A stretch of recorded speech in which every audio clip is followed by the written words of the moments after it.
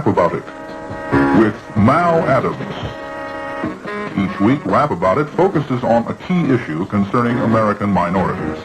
This series also explores current and topical news events in an effort to bring into sharper focus the implications of these events for the minority community. And now your host, Mal Adams.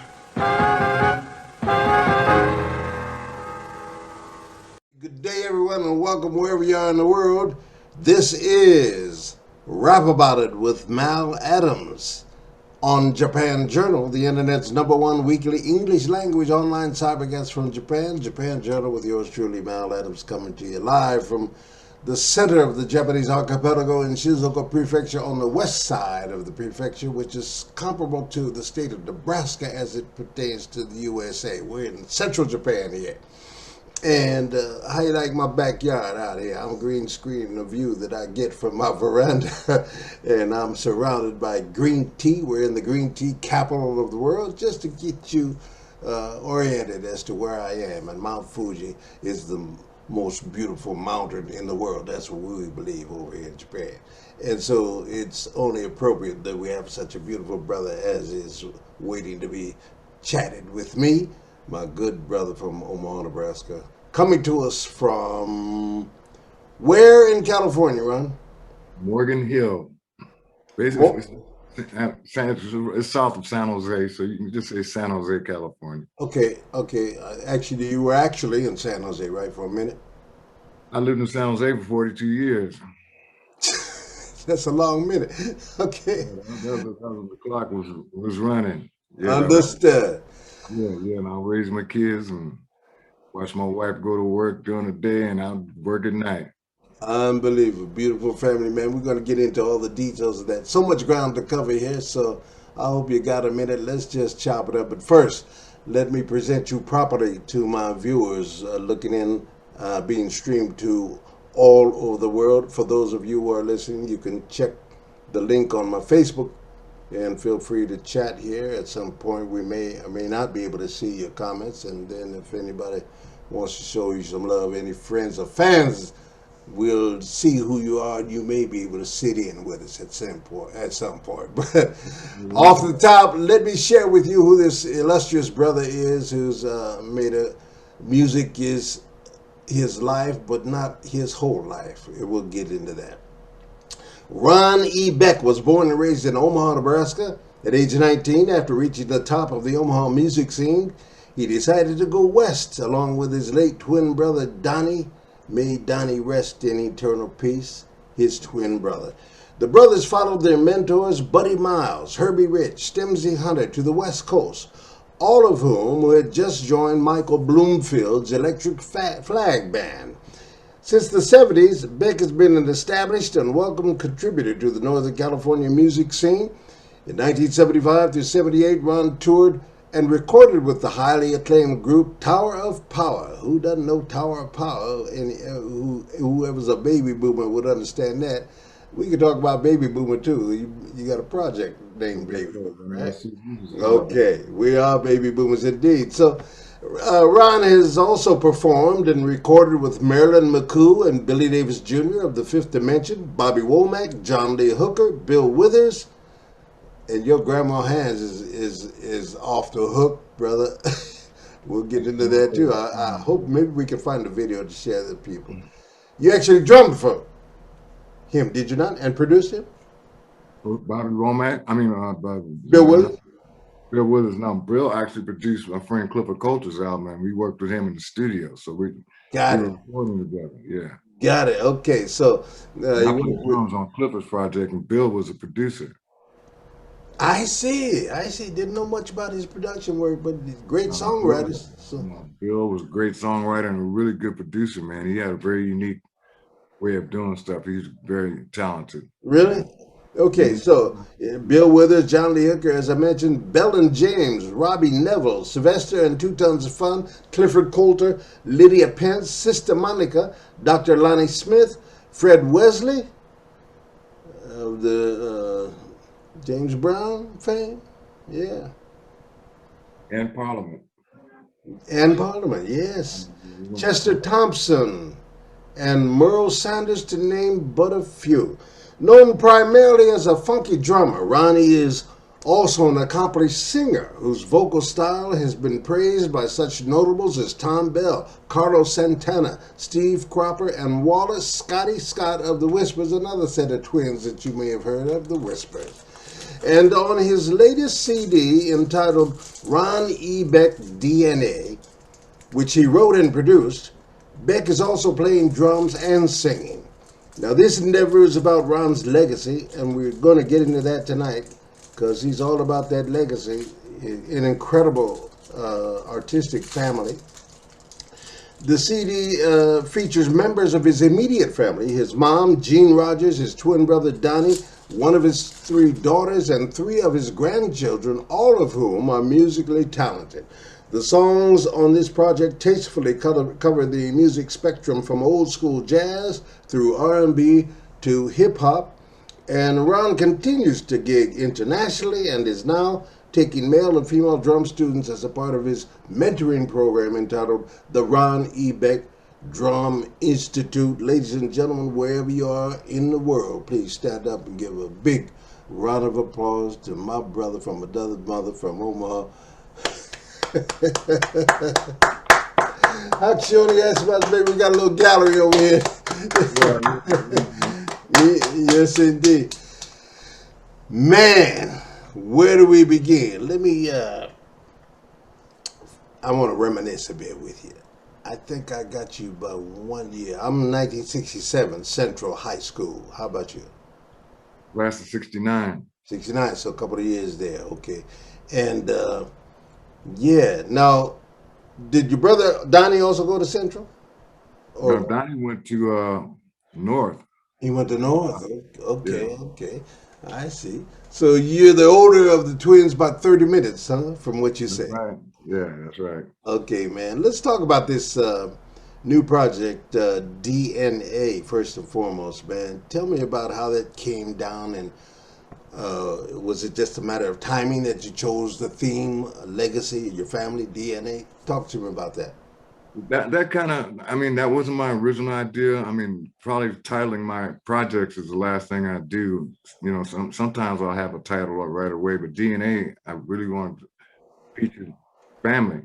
Absolutely. That was the motivation on that. You know, my mom and I actually did some, because mom is in a home right now because she has Alzheimer's. Sorry to say. She doesn't play and sing anymore. And we did some recording together back in the 90s. Really?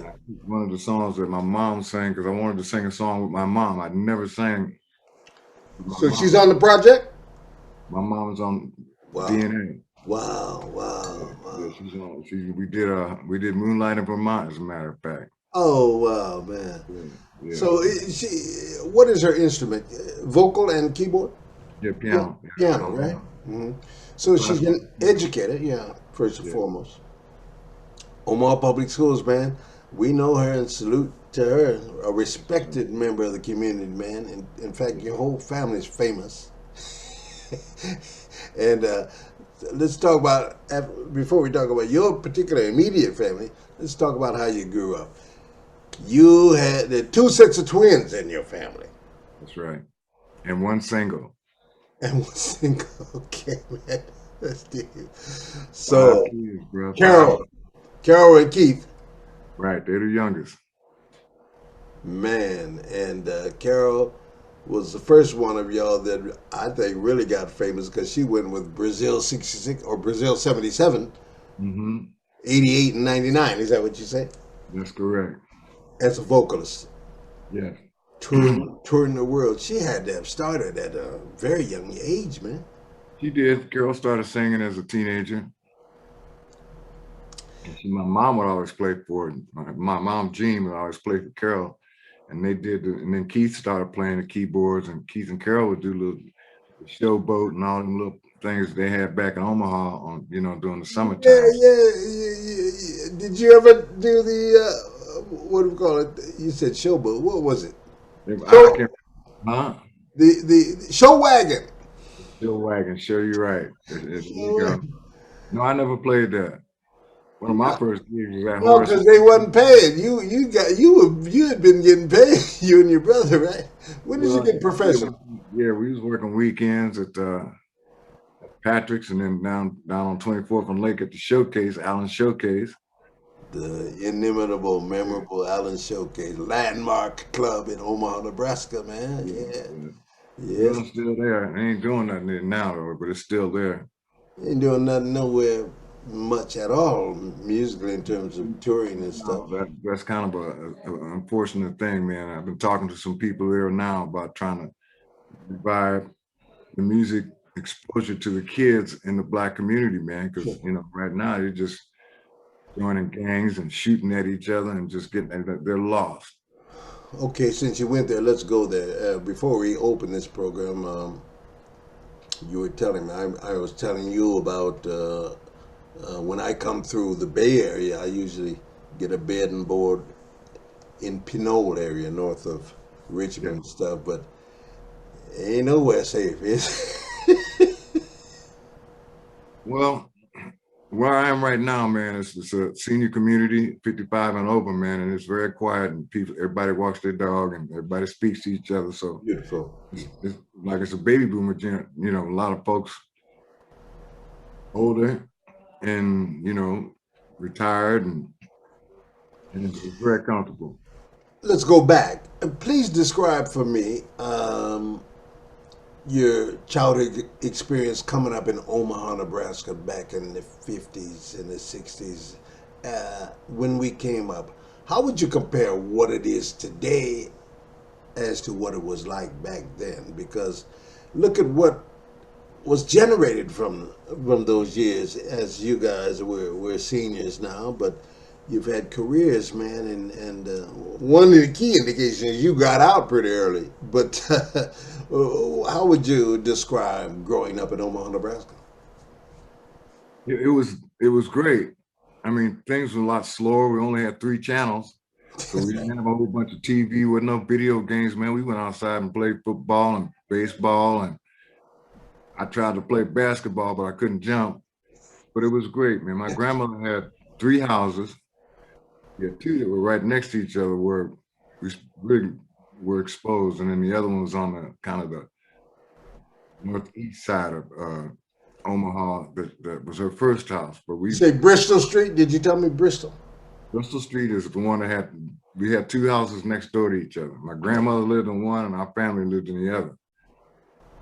So something we don't have much of now because of the economy and other situations. But we had, as middle class black folks, we had generational wealth. If the grandparents, Right. my grandfolks had a big house and a big yard and gardens and stuff, and We always had a garden. self-determined we were for the most part. Yeah. It was a ghetto, but it was more of a black community, man, and we had It was much mental. more of a black community than it was a ghetto. I mean, there were parts of Omaha that is a straight up ghetto, but where we lived, it's just like you said, it felt like we were middle class, and everybody was poor. I mean, I stayed in the projects for a minute too, over Spencer Street projects. Right, but that's relative, isn't it? Relative to what your neighbor was. Everybody's pretty much in the same. Those projects was right behind our houses on Bristol Street. To go through the fence, they had a chain link fence behind the house, and there were the projects right behind it. Right, right. Yeah, but we knew everybody, man. We hung out together, man. It was a strong community. There was parenting going on. I mean, the lady down the street, A lot of mentoring and a lot of mentoring. and it did indeed take the village to raise us, because if you got caught wrong, somebody knew your daddy or your mama. You know what I'm saying? In my case, it was my mother and my grandmother, and I mean, I had a few people check me, but it was all, it was good, man. I'm really very proud of the way that our family grew up, the exposure that we had to music, because once we really got into the music as teenagers in the 60s, everybody came to the house on Bristol Street. There was always music going on. Now that was due to your mother, basically, and your grandmother too. My mother mostly. Your mother mostly, and she was an educator, just in general terms, as an educator, but she also taught music as well, right? She taught, to be honest with you, Mal, You, I know you know who Luigi Waits is. Of course. Well, me and Donnie were taking drum lessons from Luigi. I can name several drum brothers of ours who came through that school, the Luigi School of Drumming. Arnold Lucas, to name one. Arnold comes to Japan a lot. Yeah, I know. Yeah. And him, just to name one or two. I know. How about Curly? Curly Martin. Shout out to Curly, man. Curly Martin, man. I talk to him all the time, man. Do you? Oh, Well, yeah, I hope Curly. he's listening because I'm coming after you, Curly. You next, brother. Because Well, he is actually the historian. Curly is a historian. He can give you all the history about the black music scene in Omaha. I mean, I'm surprised he remembers all that stuff, but he's very sharp. Curly, he remembers Right. a lot. Right. And a great drummer. Great International. drummer. Yeah. Acclaimed. Yeah. Curly Played. was my mentor. Okay. Yeah. But anyway, I was going to say, Mom was teaching Luigi's daughter's piano, and Luigi was teaching me and my brother Donnie drums. So it was like Ah, a great thing that him and Mom worked there's out. the story. I see. Okay. And Luigi and my mom played together with Cliff Bedley. Wow, there's a blast from the play. I've heard that name in a minute, but he was famous, right? Cliff had a band. It was called the Savoy Seven, and a lot of the players, from that generation came through that band. My mom was in that band, singing and playing the piano. It was Cliff's band, and Cliff was a trombonist. He had a couple other horn players playing with him. And I'm trying to remember his image. I was very young and we didn't hang out. Big brother, heavyset brother, was he not? Yeah. Dudley. Yeah. Okay. He had his own business. Cliff Bedley was kind of Basie Givens is a name for you. That's another name, right?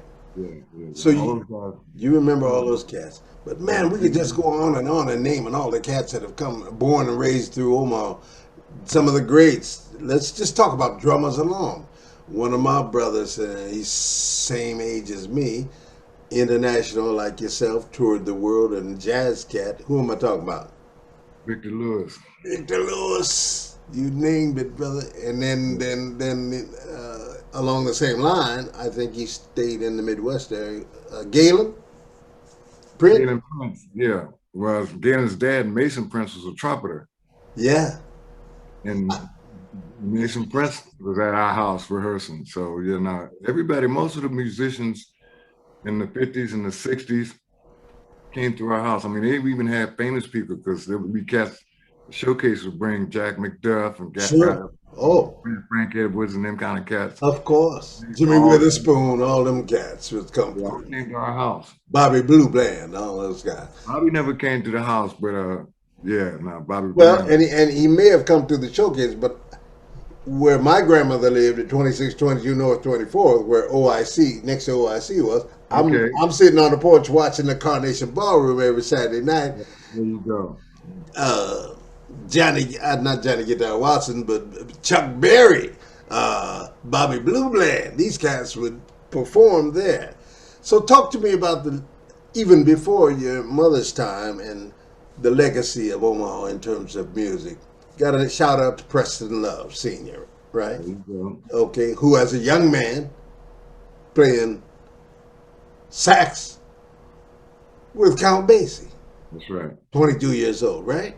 Yeah. And a lot of other names, playing. Yeah, but see, we all knew each other. I mean, Curly played with my mom. Okay. Curly Martin. Ernest Curly Martin. I just found that out the other day. I was checking him out because I want to reach out to it. But yeah, I didn't know his name was Ernest. Yeah. Curly's a kid, man. It's a sharp brother, man. He pays attention to things, man. Because when he was younger, he was wild. Like, we was all wild when we was young. Of course. As you get older, and you realize that. Let's talk about the other set of brothers who mentored you in some way and you followed out to California. Stimsy. Billy Rich, did you say? Billy Rich, actually, I saw Billy Rich about on the Omaha days. He was actually there. Wow. Yeah, man. And because Billy lives in Denver. Okay. And Billy plays with Taj Mahal, man. He's had that gig for like 30 or 40 years. Wow. Billy Rich. And another one of our brothers played with Taj Mahal was Hosho, right? Hosho, right. Rest And in Jose peace. Wright was a bass player first, then he started playing guitar, and he was a great bassist and great guitarist. Yeah. He and my brother were very close, but I'm talking about elementary school, Lothrop, man, and Yeah. Horseman, you know. But all you cats who were musicians, you seem to kind of get up out of it, took it real seriously. You wasn't playing around much. So, Well, because like I said in my bio, man, that you could go so far in Omaha because we were exposed to a lot of different cats. A lot of great musicians came through Omaha in the '60s. I mean, that's the point, yeah. We across the saw. street. Matter of fact, I remember Al Green used to come through Omaha I before he didn't got recall arrested. that, didn't remember that. Really? Yeah. But anyway, man, we just had such great exposure to great musicians, and we all got to know them, and we all respected each other, and we shared knowledge, man. I mean, matter of fact, there's a guy that I used to play with. I was about 17, 18, and he was in his 40s. I thought he was old, right? Yeah, of Uh, course he was at that time. that's right. But he was getting on my cases. I was back there overplaying and wasn't paying attention. He Ah, took me outside, and it was in wintertime, and Omaha. He said, "Boy, I'll wash your face in the snow out here. You stop soloing when I'm taking my solo. Just back me up." wow, wow, what a lesson. Yes, sir. It was incredible. He was absolutely right. His name was Eddie Saunders, a great alto player. And I don't know if you remember, Cat, speaking of OIC, that worked at OIC because he came from Dayton, Ohio, to Omaha, Nebraska. His name was Maurice Reedus. I do remember that. I do remember that. What did he play? He played saxophone, and he was a comedian. He was doing a Red Fox That's what imitation. I remember as, yeah, Maurice Reed. He's a funny cat. Yeah, Yeah, man. no, he was a Okay. heck of fun. Let's name some of the clubs. So, yeah, Offbeat. You ever play Offbeat. there? I've never played the offbeat. Okay. Um, a couple other names. Of course, Showcase, Offbeat. What else do you remember back in the day? Clubs that I even don't when know if we you were. remember this. This is my mom used to play at the Lido. Lido was a nice spot, man, for jazz, right? Yeah, jazz. She was Yeah. playing jazz. And then up there on 30th and Lake was Patrick's. Patrick's, I remember that. Yeah, and me and Donnie and Billy Rogers used to go play there. I was And then just gonna ask you about Billy Rogers, man. Wow, yeah, what a great artist. Billy was a monster, man. That cat could play. I mean, it was ridiculous. Talk to me about him because he was kind of a unsung hero, man. We kind of got together later on. Quiet cat, you know, and I because of my work or my employment, after I got in the TV, I'd go out to them clubs out west where he was playing solo guitar, you know, sometimes, and we kick it afterward and just talk, man. Soft spoken cat, but Very soft spoken, but yeah, he was wise. He knew things, man. Billy and my brother Donnie were very close. I see similar personalities. Very similar personalities. Um, Billy ended up in California too, didn't he? Well, Billy Rogers was Warren Buffett's nephew. I didn't know that. Yeah, Billy's mom, Dorothy or Dottie, as they call her, was a Buffett, Susie Buffett's sister. Oh, come on, man. Why am I just now hearing this 70 years later? I never knew that.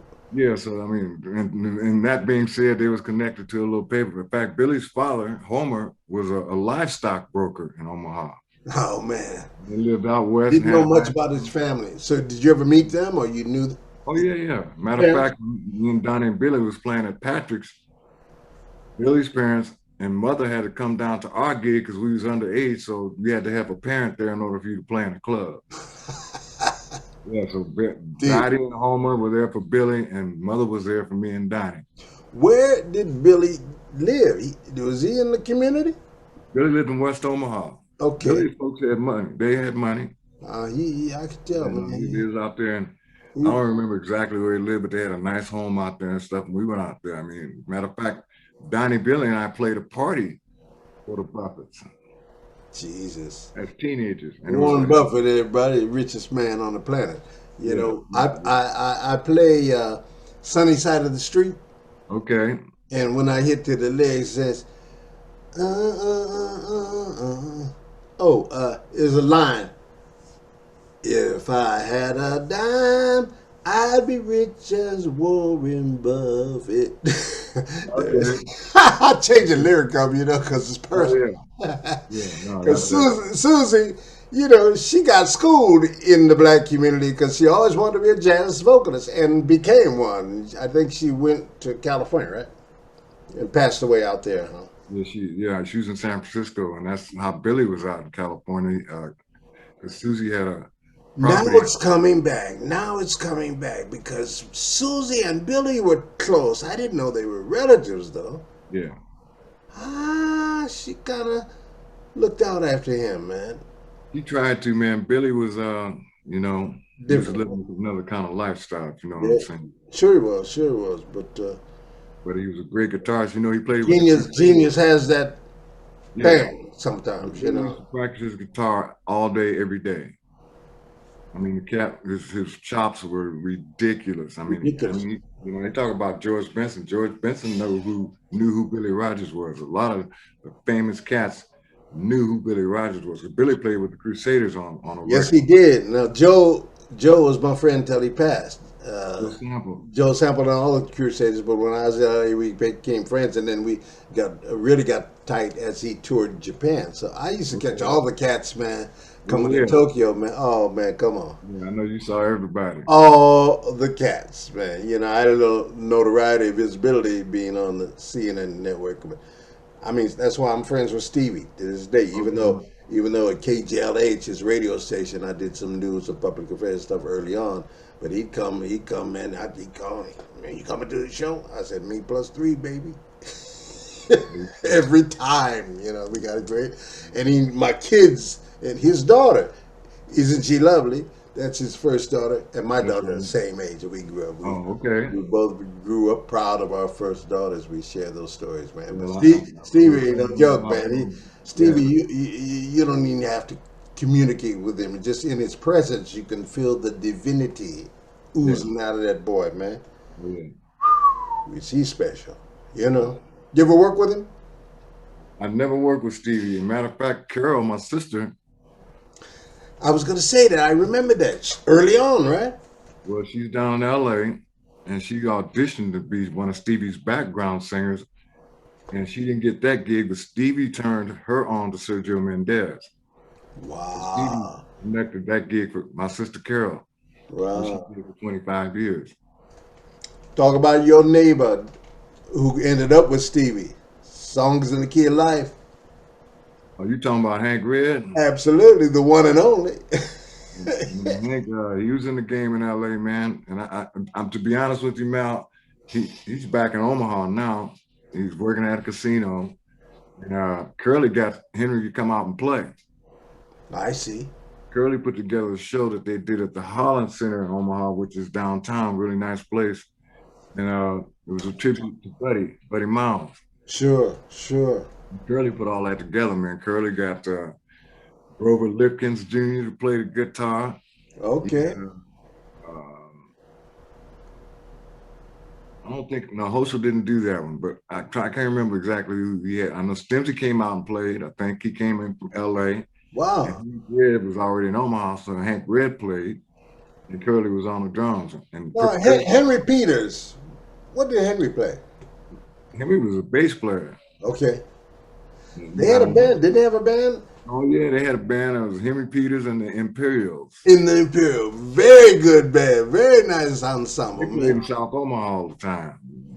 That's where they was hanging out. It was Henry Peters and Leonard Williams, the drummer that had the little silver streak in his head. Sure. Oh, man. He Yeah, was a little older with them was cats, wasn't he, Leonard? they're older. They're about 8-10 years older than me. Right. I don't think they ever But still Henry around. Peters, all those cats, man. And then we're naming names. These people listening, they don't know who we're talking about. The Omaha folks. Shout out to Omaha, baby. Cause Well, a big shout out to Omaha, man, because there's a strong history of great musicians that came out of Omaha, and they all had to leave Omaha to find their thing. Because Omaha's Omaha. cats like Preston Love was saying, man, you need. Lady Mac told me, Preston told me, you need to get up out of here. Yeah, that's exactly what we But did. nobody had to tell y'all, because at age 17, 18, 19. Well, Donnie and John Maller was a keyboard player, played the organ and trumpet. And him and Donnie drove out to San Francisco together, and then I said, man, I gotta go. Wow. Buddy was okay. All the cats went to California. Buddy went to California, got famous, played with the Electric Flag, and then had his own band, Buddy Miles Express, Sure. had his own record deal. Hosher Hey, went out there and played with the Electric Flag. Hendrix. Huh? Hendrix. There you go, Buddy Miles and the band of Gypsies. Thank you. Yeah, Jimi Hendrix. I can't remember the bass player's name, but Miles Davis even said he liked that version of. Oh, really? Yeah, Miles Davis. Yeah, man, my buddy, man, that one song, Shotgun. I like that. You know, I'd never talked to Miles about Buddy. I wish I'd known he was aware and let him know that was my homeboy. Harold Dollar and I, early on in our news career in Channel 7, had an occasion when Buddy had a homecoming. He was superstar, and he did a show at the auditorium, and we emceed it. Okay. And then there was the after party in the hood. And that's where this conversation ends right there, because that's too much. Come on, baby. Yeah, no, because the after party was a real. I mean, the after party might go on to the next day. Oh man, I don't want to incriminate myself. But it was going on, buddy. He was too much for Omaha, man. Wow. And that inspired me and my brother Donnie to leave Omaha. His Buddy, Stimsy, and Herbie, all them cats, all the great musicians, they learn how to play in Omaha. Sure. And once you get like to the top of the music scene in Omaha, and you've done all the gigs, you can play Mickey's downtown, and Mickey's on 44th That's Street. about it. Yeah. But shout out to Stimsy, man. Do you ever communicate with him? I talked to him on the phone. You know, both of his sons are attorneys. I understand that. Yeah. Naren and Train both are attorneys, and Stimsy and his wife Marsha, who got married, like they've been together about a year or two longer than me and my wife.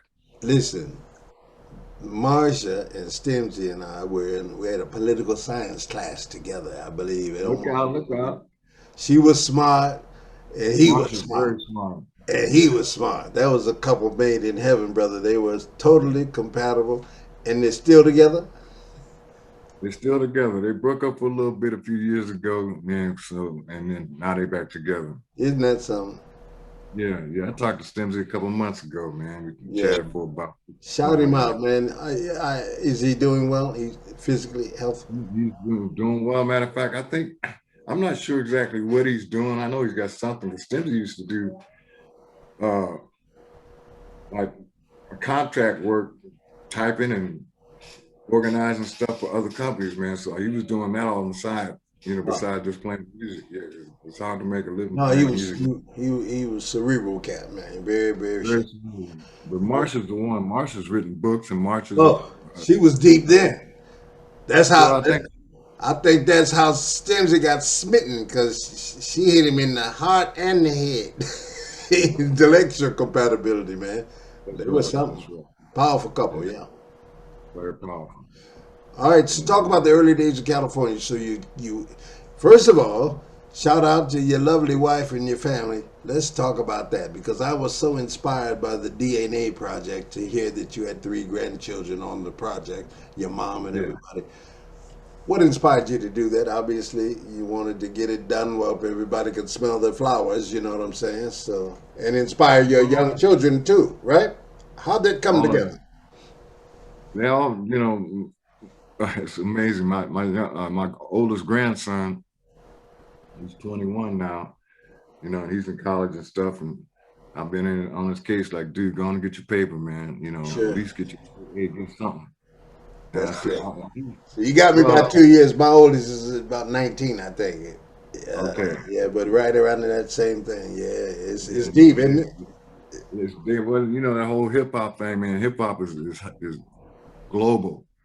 Oh, there's so much out there, man. It's like, you telling me? It's a whole new culture, man, and he understands that, and he's been writing songs and singing. Matter of fact, I told him, I said, dude, when I was your age, you sang better than I did when I was 18, because he started singing when he was about 15 at school. Wow. And it's my and he's named after me, Ronald Edward Beck Areola. Oh, wow. Yeah. What is that ethnicity, Areola? Is it Hispanic? Yeah, his dad's from Salvador, El Salvador. Yeah, okay. Some That Spanish. family's from there. Yeah, so Wow. what we call Blaxicans. Hey man, I got some. We got Afro-Asiatic in There you go. my land, and Yeah. Well, anyway, Negronese. yeah, You yeah, know, my yeah. my grandson, my first grandchild, is the fifth generation Malcolm in my family. I'm the third Yeah. from my mother, whose family name was Scott. Her father was Malcolm David Scott. Then their first son, her oldest brother, was Malcolm George Scott. I'm Malcolm Weldon Adams, Mama having married Adams, Papa. Mhm. And my first son, I got one boy and three girls. My son is Malcolm Scott Adams. There you And go. then my first daughter, first son, is Rikanosuke Malcolm Suzuki. Okay, okay. Who does that? We got five Well, generations, baby. I kept it happening, you know. that's That good. tradition to give him that legacy, let him know, boy, you've been here four generations before you came. That's right. Let him know Yeah, that it's yeah. locked So in. you And he's a that's why cool we, young man, cool ace pitcher, man, baseball. Dad's Japanese and cool. Dad loves hip hop. yeah. Yeah, dad has made a couple of hip hop tunes in Japanese rap. So talk about No kidding. oh my god. So that's my son-in-law, man. So it's like that. It's a beautiful legacy, man. Let's talk about your music video that you shared with me. I'd like to play a little bit of that, if I may. It's only about 4 minutes long. I ask my viewers to please bear with us. You're going to witness something that's very interesting. This is my favorite of all the tunes. This week, I got three other favorites out of the stuff that you shared with me. But and Well, I was looking for my real favorite is help me with the melody and the title. But the best part of the song lyrically is something to the effect of I'm chained, I'm chained to the fence and howling like a dog. Ooh, ooh, ooh. oh, you talking about barking at the gate? Barking at the gate, baby. Ooh, I wish I had that. I may post produce and insert that right about here. Oh, all Man, right. All right. man. And that's Yeah. when I realized, when did you become a blues singer? I never considered myself a blues singer, man. To But me, that blues. song is very bluesy, Yeah, I and wrote your it. vocals are very bluesy. Yeah, well, I mean, that was my attempt. I had a song, yeah, but I consider myself more an R&B singer because blues to me is minimalist. You don't say a whole lot. You just like, and that's Oh, why I sure. like those lyrics, Well, it's barking so at the much gate. feeling, though, and It's a story. It's got humor, that's and right. that's when. As a matter of fact, I was down in 2019. I was down in New Zealand, Wow, and I sang "Barking at the Gate" there, and they loved it. you turned them out. I know that. The, Well, I got to sing New one Zealand. song. Ah, I've never Yeah, been here. we went up and down New Zealand, man. We did 5 gigs in 8 days. It was great. It was really good. Was this your band, or was this Tower Power? Or? This was with a guy named Chris Kane, a great guitarist. Okay, Yeah, yeah. let's play this tune here, man, for the folks and see what we got. Check it out. Rainbow. And what is this, a solo, a single? Not with a CD yet. Now the CDs be released in about a month, and this is all. The video's out there now, and I'm getting ready to drop the audio on it here in the next couple of weeks. All right. I'm sharing the screen now for all of our viewers. Check this out, y'all. Ronnie Beck presents Rainbow. I wanna sing to you about love. Yeah. I wanna sing to you about love. Listen, when I'm with you, they look at me out the corner of their eye. A casual glance why it's black and white, what's wrong is right. Must be the part of town we're in. It shouldn't mean a thing to them. Mulatto, Caucasian, Latino, Eurasian, Aboriginal, American, Islamic, or Christian. One love, one life, we live, I give. It's all about the skin we're in. You see, we can't change the rainbow. Why would you try? Rain falls on all of us. While the sun sets on the sky. It's a brand new millennium. For things to change, it starts within. Embrace the new, break off the chains. Below the skin, we're all the same. It's black and white, what's wrong is right. Must be the state of mind you're in. It shouldn't mean a thing to them. Now, mulatto, Caucasian, Latino, Eurasian, Aboriginal, American, Islamic, or Christian. One love, one life, we live, I give. It's all about the skin we're in. Oh, can't change the rainbow. Why would you try? Rain falls on all of us. While the sun is shining. Caucasian, Latina, Eurasian, Islamic, or Christian. So what if we're different? One love, one heart, I will give in my all. The rainbow won't change, so I try to make it all. You and me and you, and what's mine will be yours. We gon' shut all the doors that I want. There's no more. Take my hand, come and dance. Give this love thing a chance. We can't fall under pressure set up by the man.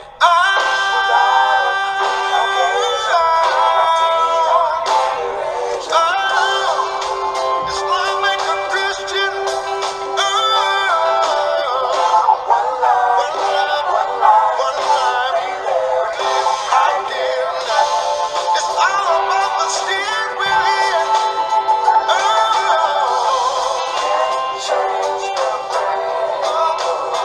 Can't change the rainbow.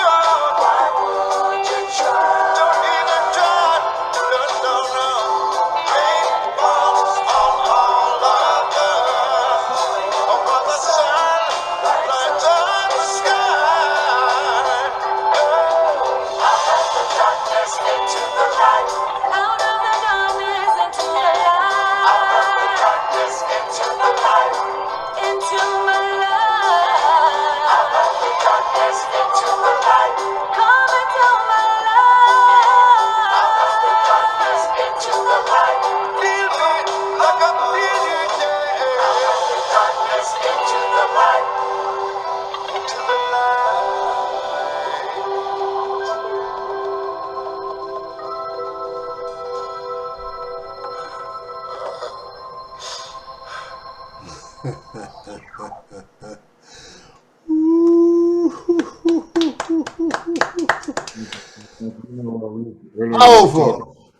Powerful. I think one of the roads to us surviving together on this planet, and you were part of this experiment, is racial blending.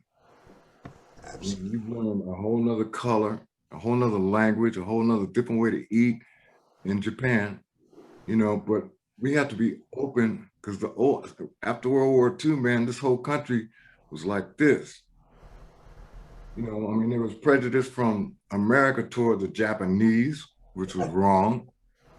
Prejudice in America, white against black, blacks against Latinx people, and all of my grandchildren are biracial. All of my kids are married to a black woman. I have 3 beautiful daughters, but both of my daughters that had children. One of my oldest daughter didn't have any kids, but racial blending. Absolutely. All my grandchildren are mixed race. Malcolm, to me, it's a path that we can travel to find peace. Because right now, as you know, in America, there's a group of people who are afraid of losing control. Oh, they are losing control, and that's what's causing all the drama. That's why it's like this, because there's a fight to keep that power, man. We're all created equal, man. And like for me, when I meet other cultures, and that's one of the beautiful things about traveling, you get to go different places. When I go to Europe, or I've been to Japan, or go to Australia, or go to Canada. I went to Halifax, Nova Scotia, of all places, and it was great. But you learn things, and you learn to accept other cultures and other people, because as you know, in the United States, what we call African Americans, I like American Africans myself. I like that term better than African American. A lot of We people don't feel know- that way. A lot of people feel that it's probably more accurate in It's much more accurate. That's Yeah, right. We are 100%. Africans in America. Okay? And out of all the other migrants and people that came to the United States, we were the only group of people that were robbed of our culture. Speak We on couldn't it. speak our language. We couldn't. We had to, and that to me is why American Africans have such a strong heritage in this country. I mean, we've done a lot of things in this country as a result of being oppressed. Oh, Like the way we grew up, man. We grew up in a neighborhood. We already talked about this, where everybody looked out for each other. There was a tribe, and everybody was like, hey, in some senses of the word, integration did us a disservice. it isn't. I agree with that.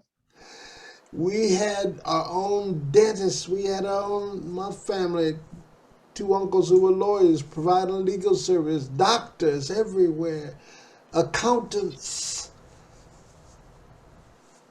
auto mechanics, all skills, all trades, all professions in the community, serving the community, man. Was the problem, you know?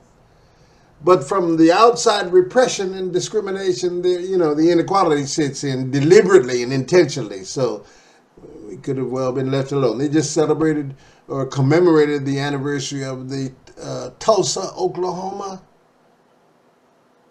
the other day. 100 years. 100 years.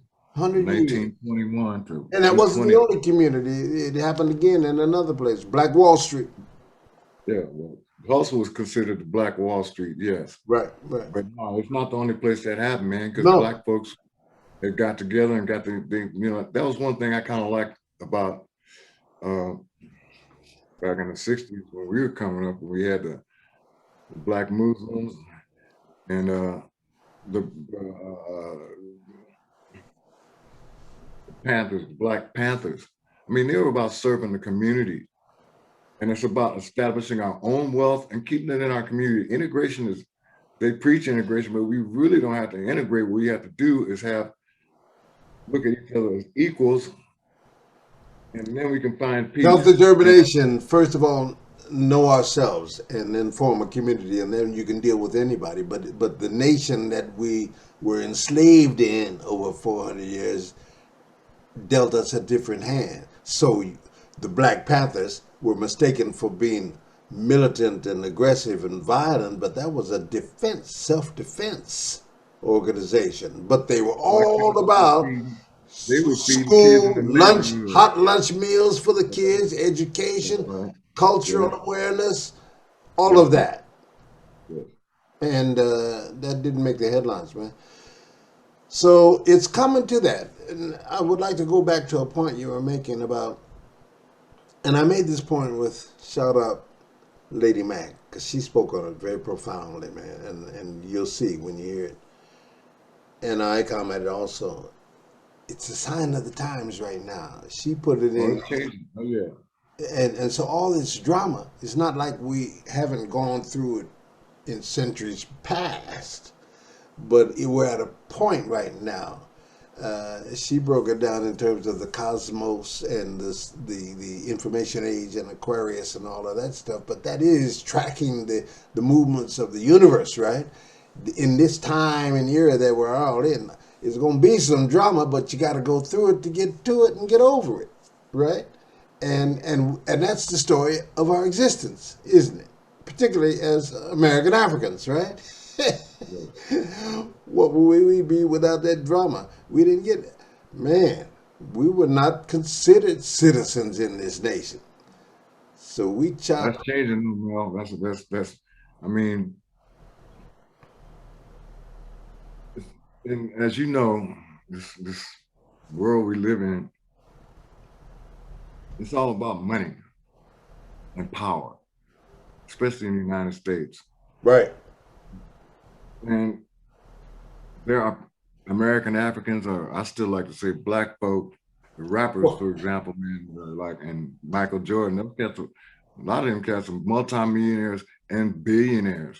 Right. And when you have that kind of money and power, that's when you can affect change. Just like when in the United States, when they moved the All-Star game from Atlanta because of that Oh, rule that they made. Yeah, man, they said absolutely. no. Absolutely. Baseball teams, the ownership stood up for the players. Same thing with the basketball, man. It's like those brothers is making some things happen, man, for our people. Right. And that to me, again, we can go back to the song. That's what the motivation for that song was, just the Man, blending the of lyrics are so deep. And well, yeah, it's important for us to learn other cultures. Like just like you, I'm sure you speak Japanese, and there's so much to learn. listen, man, my story is this is no accident that I've been in 45 years in self-imposed exile from that place over there where you are. Love y'all Mhm. madly, but I'm not trying to bring my children through that. All my kids were raised in Japan, in a Yeah. village. My daughter could walk to the store at midnight unperturbed.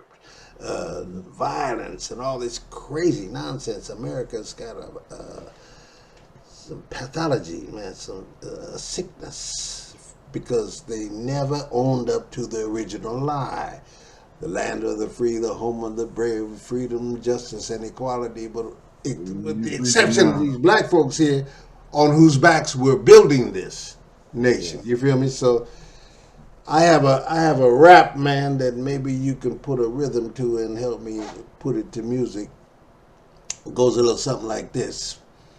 Sinners of America, you've got to change your ways. Listen to what the prophets say. You're in your dying days. The economy's going down. The government's talking stuff. When will they learn that enough is enough? You left my people homeless, addicted, and oppressed. The only way to save you now, these crimes you must confess. And children of America, it's all left up to you. Just put your trust in Jah above. He'll show you what to do. And black folks of America, this message is for you. You've got to lead the way to righteousness. Your redemption day is due. But you got to change your funky ways. I'll send you that, man. Put something on that for me. I like that, man. I like that. You like And that? yeah, man, you're telling the truth, man. And that's what Rainbow is about. I'm telling the truth, I'm you know. saying, so that song, like that rap is 30 years old. Okay. Okay, and so I've had it in my pocket all this time, but it's time to drop it. And You should, man. See, that just goes, that speaks to how long we've been dealing with this, man. I mean, I got stuff that I've written years ago that on my new records, man, we're going back and grabbing some of it. So there's things that are being, that even that we're saying, as you said, 30 years ago, is relevant today more so now than then. So because things haven't. tell me about the lyrics. Let's revisit that if you can share with me a couple of lines from those things. Talking about mixed race, pigmentation, color, skin color, right?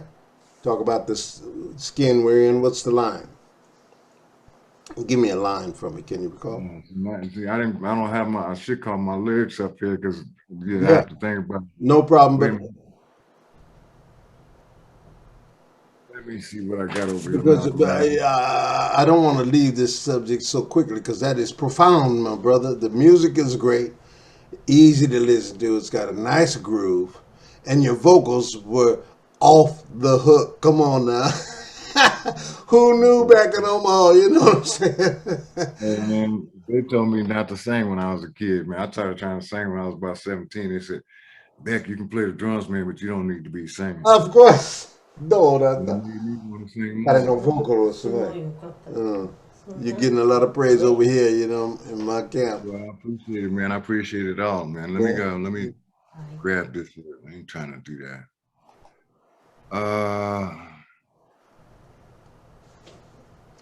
But and then I want to talk to you about spirituality and how that is evolved and how it plays a role in your lifestyle and in your family and stuff.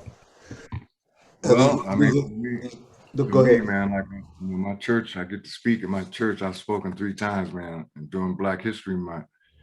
And Joy, so what part? See, you talking about when the lyrics are, when I'm with you, they look at me at the corner of their eye. A casual glance becomes a stare. We both know the reasons why. It's black and white. What's wrong is right. Must be the part of town we in. It shouldn't mean a thing to him. So that was a life experience that I had. I see. And in California, man, I was one of these girls in the choir at the church. We were in Napa, California, and we went to go get some food, and she's a white girl, and we walked in the restaurant, and everybody's looking at me like I'm crazy, like you don't belong here. And that inspired this song. And the other inspiration for me, Mal, on this song was TV commercials, man. Have you noticed how many biracial kids there are in TV commercials? Oh, yes. All over the place. Yeah. The other thing I celebrate too, man, that's why I said mulatto, Caucasian, Black-tino, Eurasian, That's all the Aboriginal, names. Yeah. Well Islamic, or Christian. One love, one life, we live, I give. It's all about the skin we're in. right. We all bleed red blood. Sure. So we have to look beyond the color of our skin and stop that stereotype, because there's so many, especially with Black folks, man. I mean, remember back in the Amos and Andy days when we watched TV, man, and Black folks acting all silly and stuff. Buffoon. Now, Buffoonery. but look at it now, man.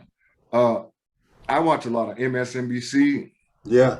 There's Black faces all over the news. Man. And there's smart people, very bright people up there talking to us, delivering and telling the truth.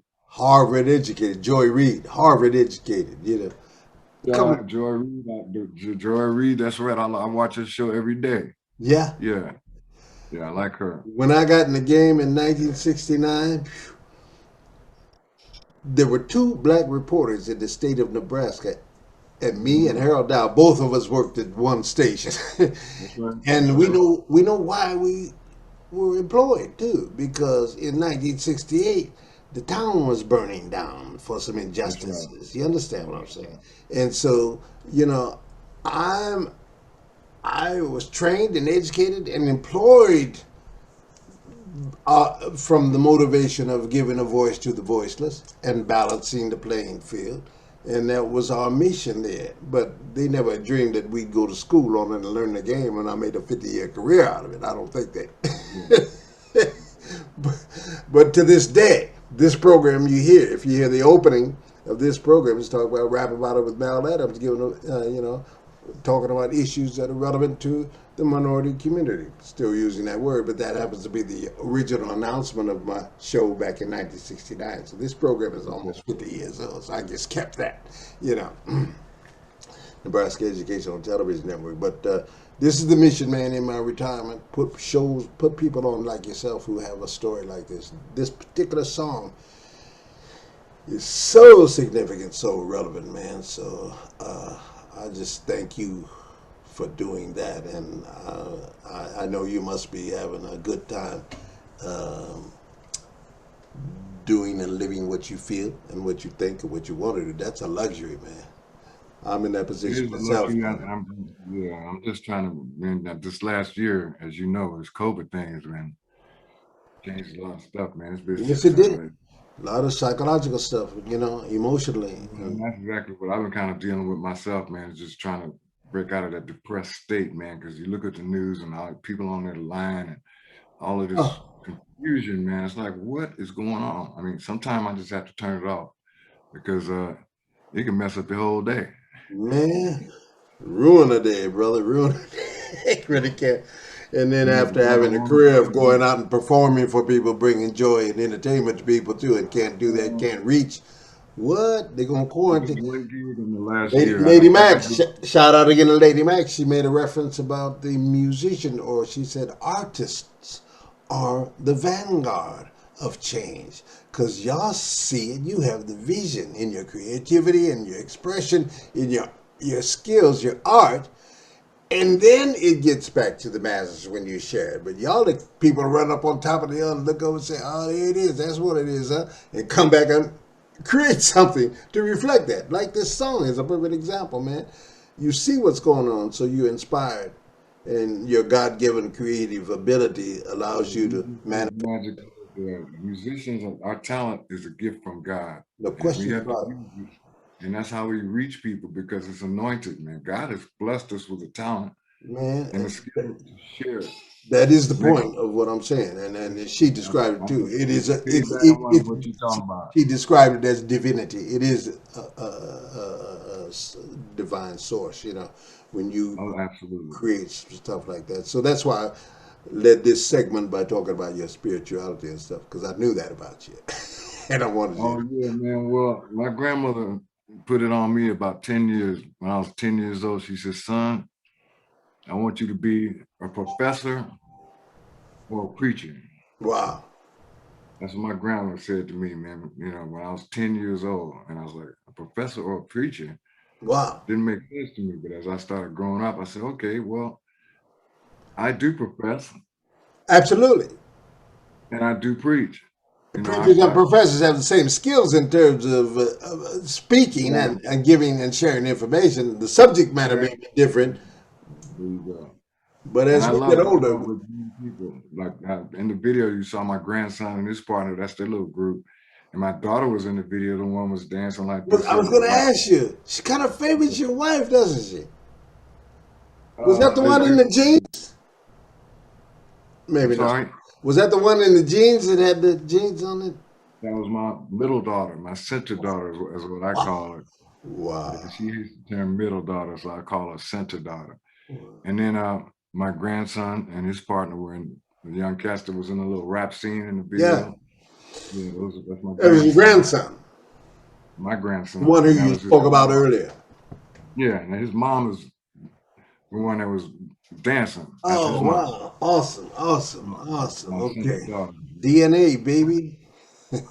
That was the message, man, and that was the motivation. And it was also uh, motivated by the Holy Spirit. Yeah, that's For me, when I clearly, operate, man. yeah, Yeah, I try to listen to because it's the truth, brother. God It's the listen to truth. you. It's He ain't gonna yell at you. He'll whisper, "Don't do that," now or yeah, there's when I guidance, man. when I looked at the video, it was so full of that richness, that spirituality. Even I commented to you. I don't know if Yeah, anybody would tell you this, but I saw Acts 17:26, and I yeah. said, "Wow!" I had to go look up the scripture. I did too. I can't quote it right now. See, all of Well, that I came can from. I can paraphrase it. It speaks to exactly what the lyrics are about the commonality of men, but different tribes and different people in different positions and situations having to come together. That was by design, man. Yeah, And the goal is to come bring everybody together in our differences. Yet we come together as one because we share that red blood, that common blood, and that common divinity. Uh, there's a Japanese proverb that I translated the other day, which speaks to the commonality of every infant has that in them. So, the problem we're conflicted with right now is realizing that, because you get so confused until you get a certain age of wisdom and you can look back and recognize, man, I've had this from birth. In my own case, I felt that my granddaddy was a minister in the AME church, and, there you go. and African Methodist Episcopal. Yeah, where you? So my mom was Episcopal. You were at St. Philip's? Never been there. I Yeah. remember St. Johnny in the church down there on the north side of Omaha. My That was one of grandfather our. built that church, man. He was the Oh, presiding there elder. you Yeah, go. There you go. that church originated downtown off of Izzard Street, and then moved to No kidding. 22nd. Moved to 22nd, and he led that march. We got photos of the church being constructed by a black architect, by the way. That was a different design. Hello. Yeah, yeah. There's some good work, some good historians that are reviving the history of architects and professional people and stuff. And so I like what's going on with Omaha in terms of us recapturing and making note of our history, right? Like your family was commended on the page of the Omaha Black Musicians thing, and Yeah, I gave a shout out. we're doing a family thing tomorrow, actually, with Keith Carroll and I, with Nebraska Music Hall of Fame. That we're doing a thing tomorrow. We're talking about our family Wow, uh, tomorrow with Mike Simrad. He's a good guy, man, and he took wow. over the Nebraska Music Hall of Fame. So Von Chapman had black Omaha Black. Von honored me. Lady Mac said she went over in 2005. I went over in 2007, so I was awarded. I went over with Buddy Miles and There you Kathy go. Liggins. Not as Okay. a musician, but he recognized I was on the other side of the music business as an impresario, club owner, and a promoter of bands and manager of artists, you know, in Japan for 40 years. You know, my Yeah. own nephew, Mike Adams, T Love, a great vocalist with the ETC Okay. band, you know, a little bit younger generation, our nephew's age, you know. And Okay. so that was me in Japan, man, sharing our black culture, our black music with the Japanese, man. So It's all about. to this day, Yeah. and promoting jazz, Japanese jazz guys who Okay. got it, you know, and inherited, you know. So Well, that was also where it came in Omaha, man. When we were kids. It was like we had to learn jazz first. absolutely, So we were listening to. I was never a real fan of big band jazz, but we listened to standards and I learned that stuff. Listening to George Benson and what's the guitar player's name? Grant Green of and those course. cats. But we learned that the older cats took us younger dudes when our teenagers, they No, made us learn jazz, and then we started listening to James Brown, and then for me, I went the funk direction. sure, sure. Which was that was the direction to go. That's what we were feeling, right? But Yeah. shout out to cats like Preston Love who always schooled us about the legacy. It all came, and then in just later years, about 15, 20 years ago, I really got into big band, the history of big band, swing Yeah. jazz, man. Oh, yeah, there Come was some on. cats. Yeah, some Yeah. incredible artists, man. You know, Charlie Parker, Dizzy Gillespie, who I met and interviewed Dizzy. Miles Davis, man, is I considered a friend until he died. 15 Wow. years of interviews with him, man, I've got on my hard Wow. disk. And That's Dizzy good. Gillespie, I was just looking at a piece with Dizzy. But they talk about the stories and the legacy. These cats were no nonsense artists, musicians, skilled, man. Okay, so you got an intuitive genius too, but no, Louis Armstrong studied that music, man. Well, they credited Louis Armstrong with being the founder of jazz. They said jazz in America was founded by Louis Armstrong. Pretty I've much seen that. so. But if you, That was there's a couple of good that. document on Ken Burns, I believe, has got the real nice Yeah. his Yeah. document tell you that there were cats in New Orleans that inspired Louis. So it goes on before him. Jelly Roll Morton and Cat first wrote it down, you know. So that's where it And started. They started. then just interviewing Miles and Dizzy personally, myself, Dizzy would tell me stories about Miles. Everybody talk about how great Miles was, but Dizzy was Miles' mentor. He and Clark Terry. Clark Terry for pulling him out of high school in St. Louis, where they were Right. close with. And then Miles said Billy Eckstein came to town. Dizzy and Charlie Parker were on the bandstand, and he asked him could he sit in. And so Dizzy told me, he said, we let him sit in. He was like 16, 17 years old, but already could play. He heard all the songs. They had radio. They didn't have music back in the day. He listened to, you know. And so I got to talk to Miles about this, but I got it verified by Dizzy. He said, man, Miles was funny. He said, Miles came to New York, went to Juilliard. He said he used to stop by my house and ask me about some music that Dizzy had on records. And he said, in that one particular song, so and so and so and so, I'll send you a link to this particular what I'm telling you about. You got to hear Dizzy telling me this. He said, that particular one song, where was that note, so and so and so? And Dizzy said, what you talking about, man? He said, he played the record.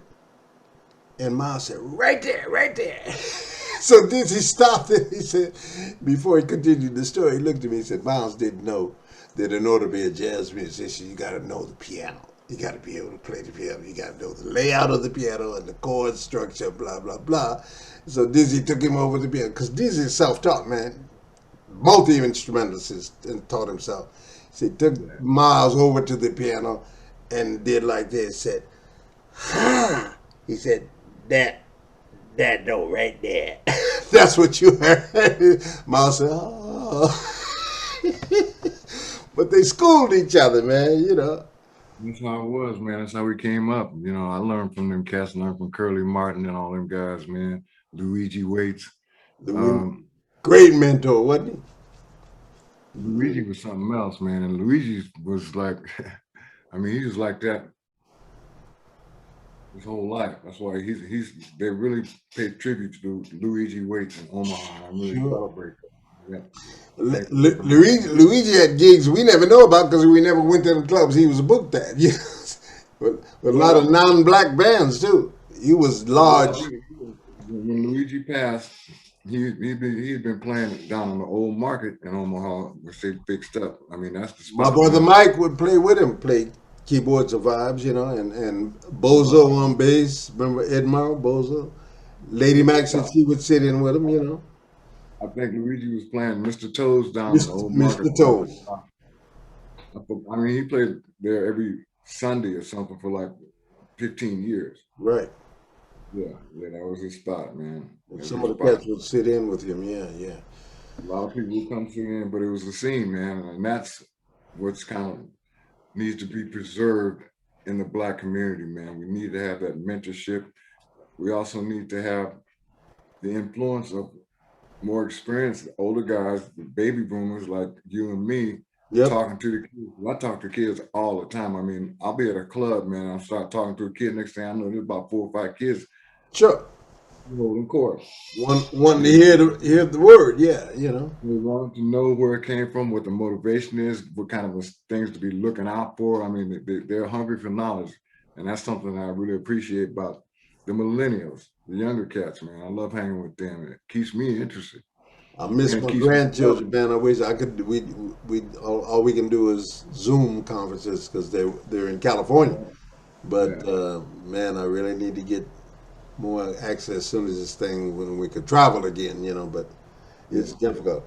Well, listen, man, I'm gonna wrap it up here, but just let me do this thing that we do here, and if you don't mind participating, I'm gonna try to.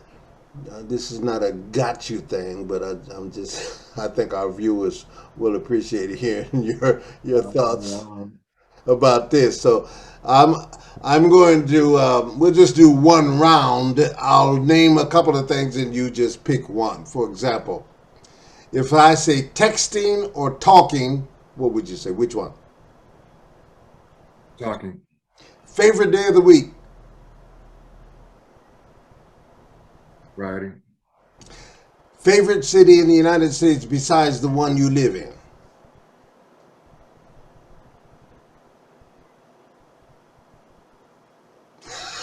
San Francisco. Cool. Nickname your parents used to call you? Skipper. Oh man, I never knew that. I'm Skippy. What? Really? Okay. The last song you downloaded?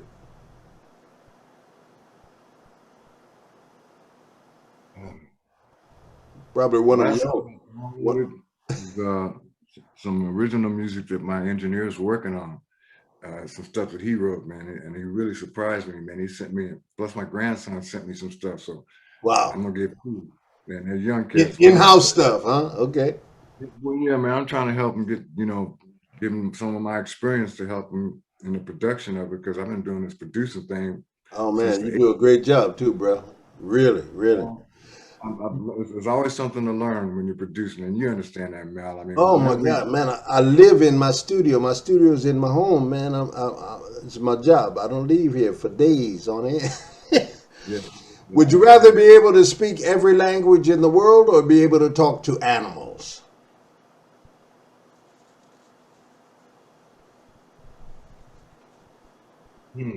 That's a different one, huh? it is different. I'm gonna say all the languages in the world. Okay, okay. Because that's consistent with the And message in your song too. Eventually, there is a well, language. There is a language everybody speaks, and it's what you do. It's music. well, the other reason I would say that, man, because I travel and I go like, I've gone to Italy several times, man, and I really would like to learn to speak Italian, man. 'Cause when Mm, you learn this language, it's just you treat it differently.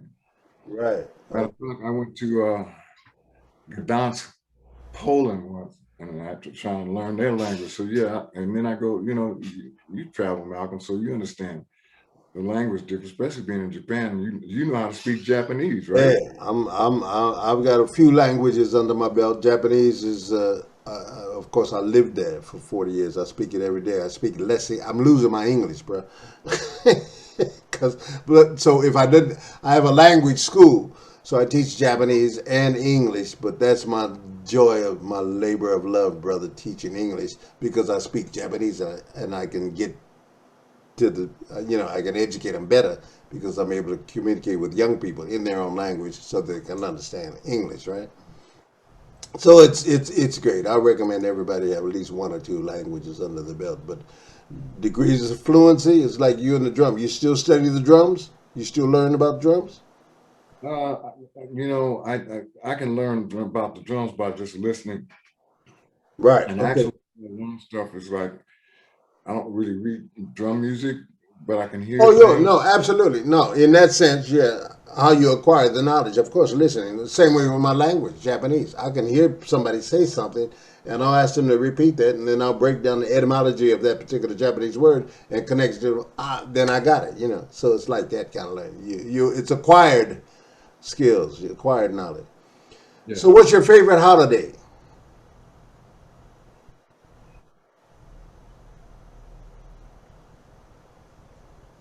Christmas. Christmas. How long does it take you to get ready? Well, today it took me about 15 minutes. But something like if I'm going to a gig or something like that, I mean, my wife and I both, she always pays attention to what I look like when I leave the house. Sure. Because I don't t-shirt and stuff. I said, man, don't put on a shirt. At least put a shirt on so if I'm be talking to Mal Adams, you know what I'm saying? Ah, So I and I had did. shaved. I had shaved all week. So I said, man, let me clean up a little bit here. Yeah, I So understand. yeah, it took me anywhere from 15 All right. minutes to So 45 roughly minutes. 15 minutes. That's pretty good. Scale of 1 to 10, how good of a driver are you? 8. 8. Nice. Fill in the blank. This is different. Taylor Swift is blank. A singer. Okay.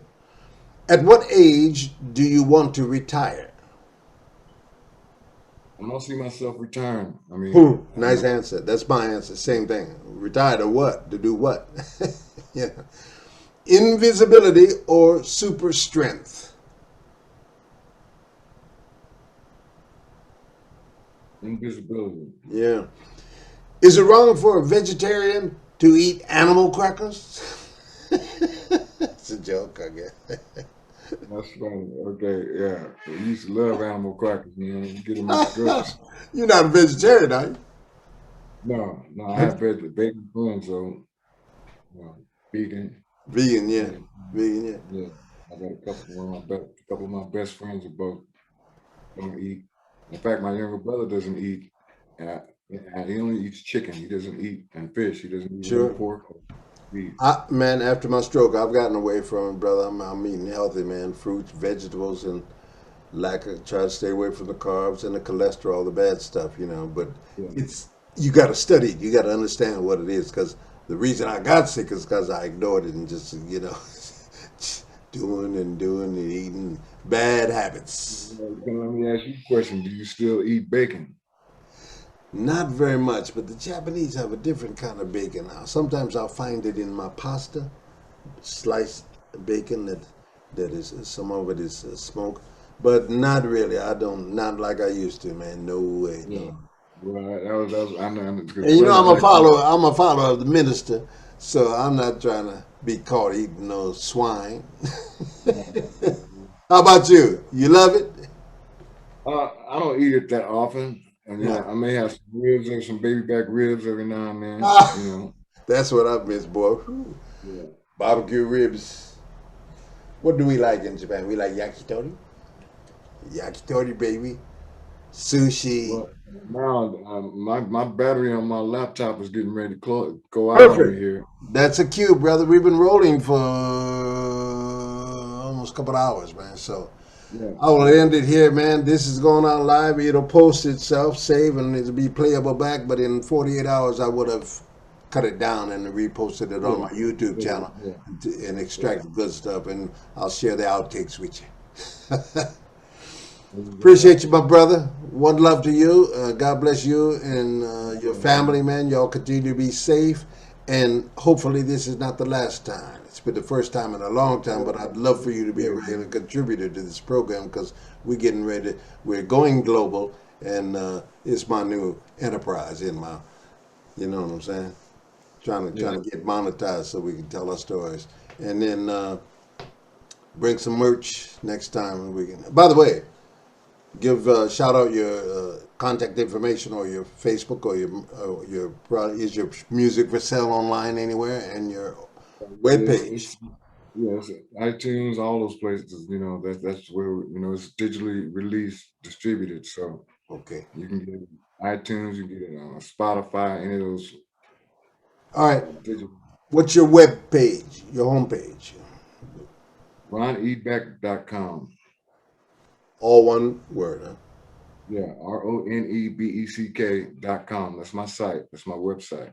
Great. Small. RONEB. Lowercase, yeah. Either lowercase. Okay. All right, man. Appreciate you much, man. It was a long time coming. Thank you for uh, staying up with me. I know it must be after midnight there. 11:16 here. 11:16. So that Yeah, must be I haven't eaten my dinner yet.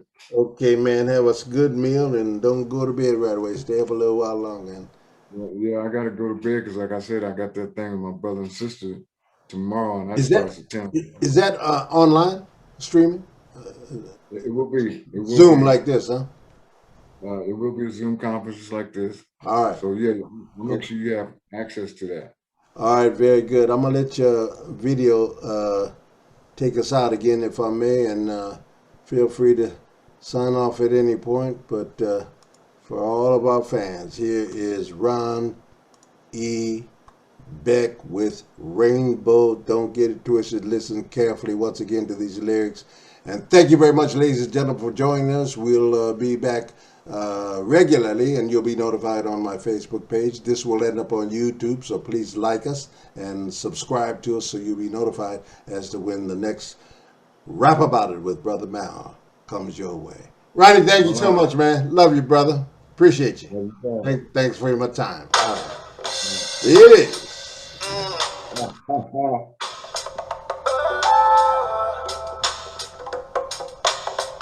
I wanna sing to you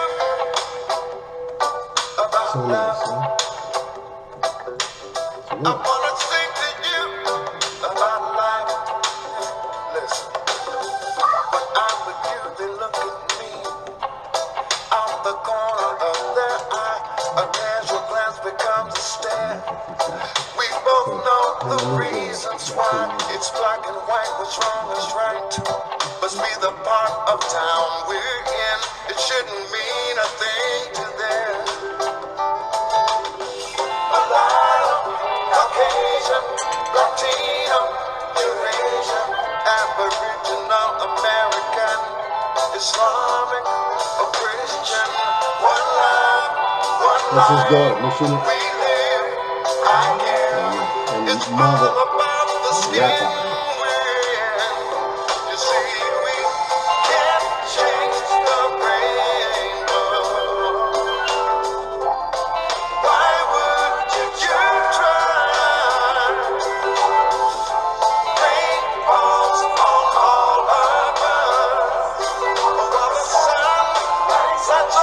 the sky.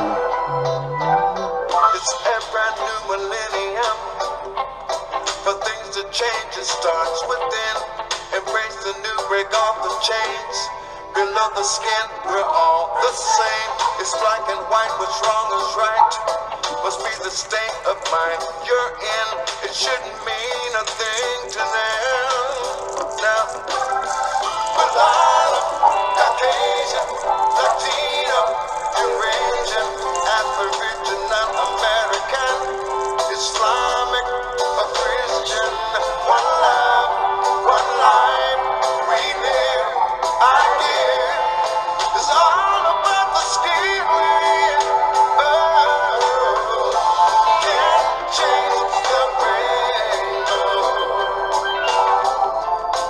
Why would you try?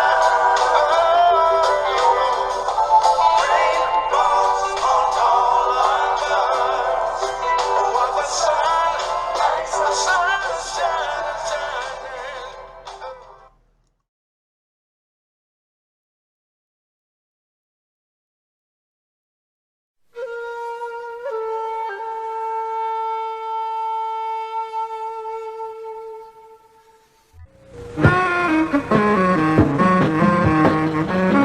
Rap About It with Mal Adams. Each week, Rap About It focuses on a key issue concerning American minorities. This series also explores current and topical news events in an effort to bring into sharper focus the implications of these events for the minority community.